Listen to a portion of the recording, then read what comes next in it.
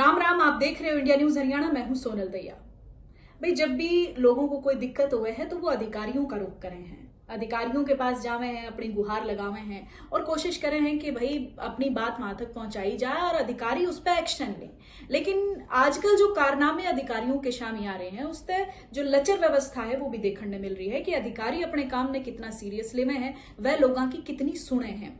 एक मामला अभी सामने आया है हरियाणा के फरीदाबाद से, जहां अधिकारियों की और दलालों की मिली भगत सामने आई है।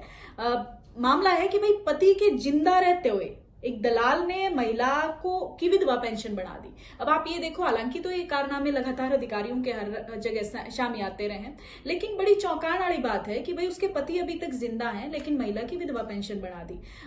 जब इस पूरे मामले की तह तक गए, क्योंकि महिला आयोग ने इस पर पूरा एक्शन लिया, उसके बाद इस केस की पूरी डिटेल्स पता चली। मामला ये था कि जो पीड़ित महिला है वो लाडली योजना के तहत अपनी बेटी की पेंशन बढ़वाने खातर गई थी और जो अधिकारी थे उनने दलालों की मिली भगत से उस महिला की ही विधवा पेंशन बढ़ा दी। और देखो, मामला यही नहीं रुका। बताया ये जा रहा है कि 1.5 साल तक जो महिला है उसका शारीरिक शोषण हुआ है, क्योंकि उसकी विधवा पेंशन बनी हुई थी। बाद में उसको डराया गया, धमकाया गया, ब्लैकमेल किया गया कि आपकी तो पेंशन जो है वो वैलिड ही नहीं है। महिला उस चीज से घबराई और उसके बाद जो दलाल थे उनकी नजर महिला की बेटी पे भी थी, क्योंकि वो अपनी बेटी के लिए लाडली योजना के तहत पेंशन बढ़वाने खातर गई थी। तो 1.5 साल तक महिला का शोषण हुआ। उसके बाद जो दलाल थे उनकी नजर महिला की बेटी पे थी। तब ये मामला एक्सपोज हुआ है, क्योंकि इस पे फिर महिला ने विरोध किया और उसके बाद ये चीजें जो है रिवील हुई हैं।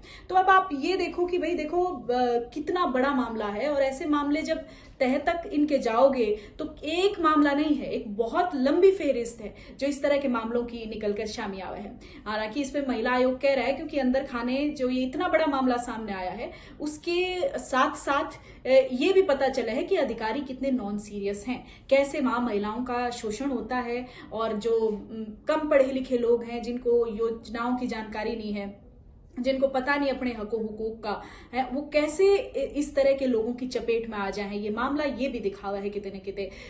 और विधवा पेंशन बढ़ना भी देखो इतना आसान थोड़ी ना है, उसमें भी आपके डॉक्यूमेंट्स लगते हैं। विधवा पेंशन में भी आपके पूरे डॉक्यूमेंट्स वैलिड होने चाहिए और उसके बाद आपकी विधवा पेंशन बनेगी। लेकिन यहाँ देखो बिना किसी डॉक्यूमेंट्स के जो है डेथ सर्टिफिकेट तक महिला के पति का नहीं मांगा गया और उसके पति की उस महिला की विधवा पेंशन भी बढ़ा दी गई।